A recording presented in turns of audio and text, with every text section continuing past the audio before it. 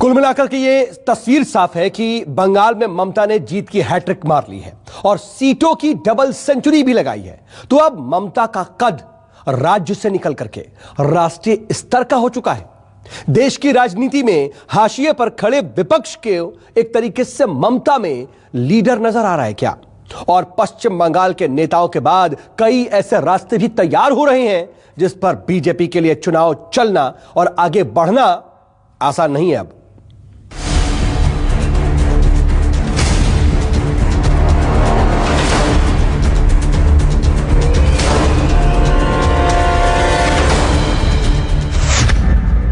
दीदी ने जीता बंगाल, बीजेपी नहीं कर पाई कमाल।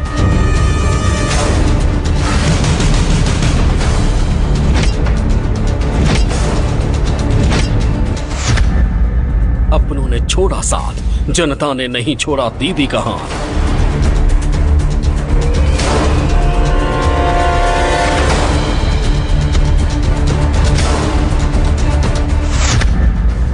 हर हाल 15 साल बंगाल में ममता बेमिसाल।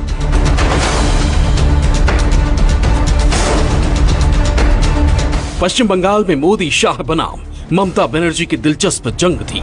जबरदस्त घमासान हुआ, वार पलट वार हुआ, लेकिन नतीजों के गुणागणित में तृणमूल कांग्रेस ने ऐसी बाजी मारी कि तमाम राजनीतिक पंडितों की समझ हवा हो गई। पश्चिम बंगाल में एक बार फिर ममता की आंधी चली और बीजेपी के दावे और लेफ्ट की जमीन पूरी तरह साफ हो गई।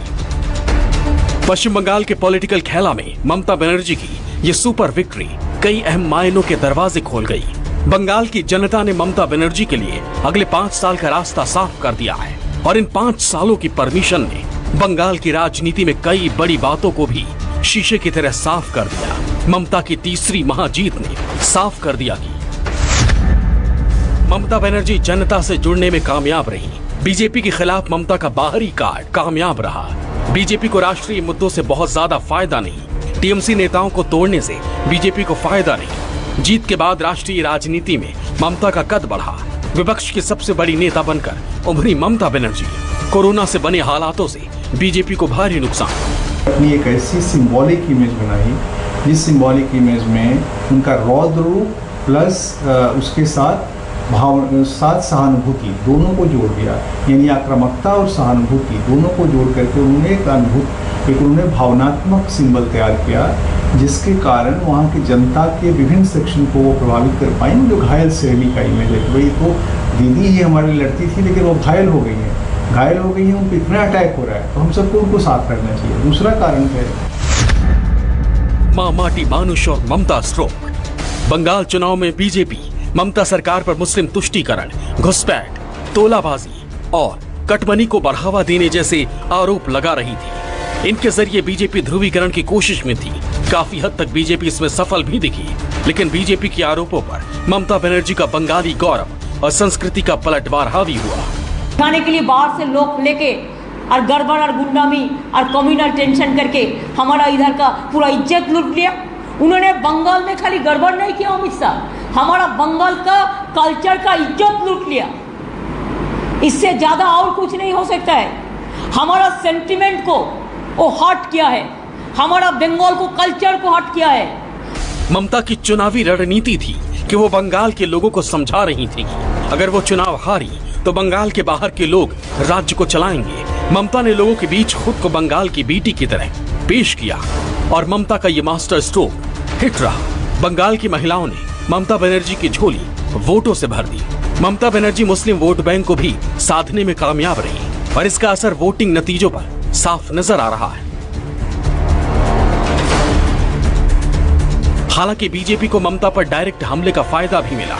बंगाल में बीजेपी ने अपनी सीट इकाई से सॉलिड दहाई तक पहुंचाया, लेकिन ग्राउंड लेवल पर बीजेपी वो कमाल नहीं कर सकी जो बंगाल में कमल खिलाती। भारतीय जनता पार्टी ने भी कई चूक या कई गलतियां की।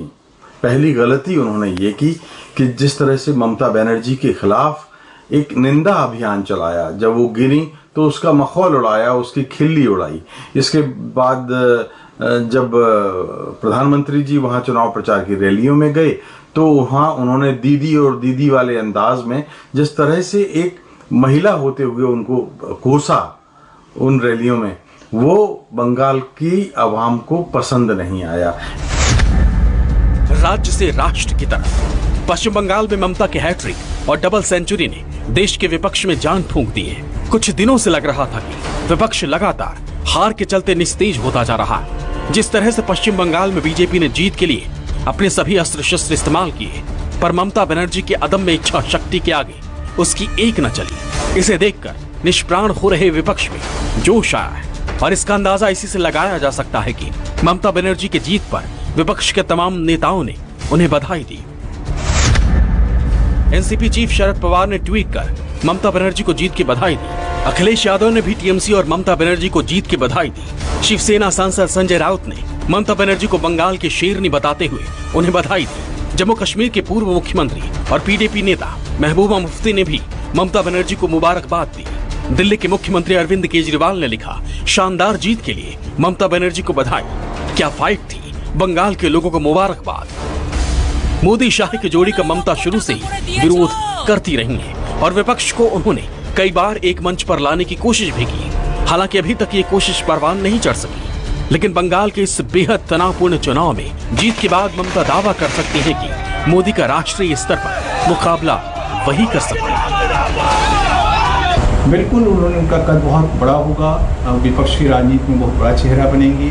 विपक्ष का जो एक रेनबो होगा, इंद्रधनुष होगा, उसमें उनकी बहुत प्रखर रश्मियाँ बिखरेंगी। लेकिन विपक्ष की राजनीति की धुरी, मेरा मानना है कि अभी भी कांग्रेस रहेगी और आगे के जो चुनाव आएंगे उन चुनावों में एक जो इस तरह का उनकी जो विजय है वो औरों को कॉन्फिडेंस देगी। और जानकारों के मुताबिक भारतीय जनता पार्टी ने अभी से 2024 के आम चुनावों की तैयारी शुरू कर दी है। बंगाल उसकी रणनीति के केंद्र में था, क्योंकि पार्टी मानकर चल रही थी कि यूपी और बिहार में उसने पिछले लोकसभा चुनावों में बड़ी जीत हासिल की थी और अगले चुनावों में हो सकता है कि बीजेपी को वहां एंटी इनकम्बेंसी का सामना करना पड़े। ऐसे में बंगाल उसकी रणनीति के केंद्र में था। वहां विधानसभा चुनाव जीतकर वो अगले लोकसभा चुनाव में राज्य के 42 में से ज्यादा सीटें जीतने की कोशिश करेगी। लेकिन बंगाल की हार के बाद अब ये काम मुश्किल हो गया है, क्योंकि टीएमसी इस जीत के बाद बंगाल में अब और आक्रामक तरीके से अपना आधार बढ़ाएगी। दूसरी तरफ ममता समेत विपक्ष के निशाने पर मोदी सरकार के 2 कानून हैं। पहला सीए, दूसरा कृषि कानून। इन दोनों कानूनों को लेकर देश में घमासान मचा और ममता बनर्जी ने दोनों कानूनों को सिरे से नकार कर पश्चिम बंगाल में जीत हासिल की है। दूसरी तरफ पश्चिम बंगाल चुनावों में बीजेपी का राष्ट्रीय मुद्दों और केंद्रीय योजनाओं का दाव फेल रहा है। बीजेपी पीएम किसान निधि को लेकर ममता सरकार पर आरोप लगा रही थी कि उसने केंद्र का पैसा किसानों को नहीं दिया, लेकिन इस बात ने बंगाल के चुनाव में असर किया ऐसा नहीं दिखता। ऐसे में अब किसान आंदोलन से जुड़े नेता आंदोलन को तेज कर सकते हैं, जिससे भाजपा की मुश्किल बढ़ेगी।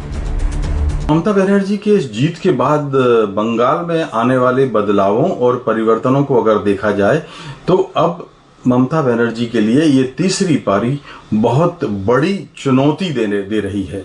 उन्हें बेशक एक ऐसे क्रांतिकारी बदलाव करने पड़ेंगे, क्योंकि उन्होंने इस बार अपने चुनाव प्रचार अभियान में शायद ये उनके जीवन का सबसे कठिन चुनाव था, इसलिए इस अभियान से तो वो किसी तरह से पार पा गई। लेकिन अब जब उनकी तीसरी बार सरकार बन गई है तो फिर अब उनके सामने बंगाल की मूल समस्याओं को निपटाना सबसे बड़ी चुनौती।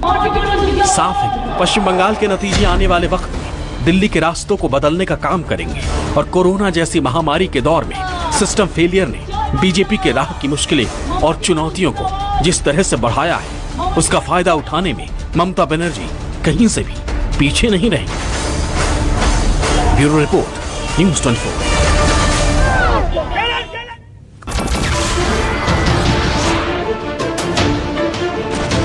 नमस्कार, मैं हूं मानक गुप्ता। अगर आपको हमारा ये वीडियो पसंद आया हो तो इसे लाइक और शेयर जरूर करें और हां, हमें सब्सक्राइब और फॉलो करना ना भूलें ताकि आप देश और दुनिया की कोई खबर मिस ना करें। तो जुड़े रहिए हमारे साथ और देखते रहिए न्यूज़ 24।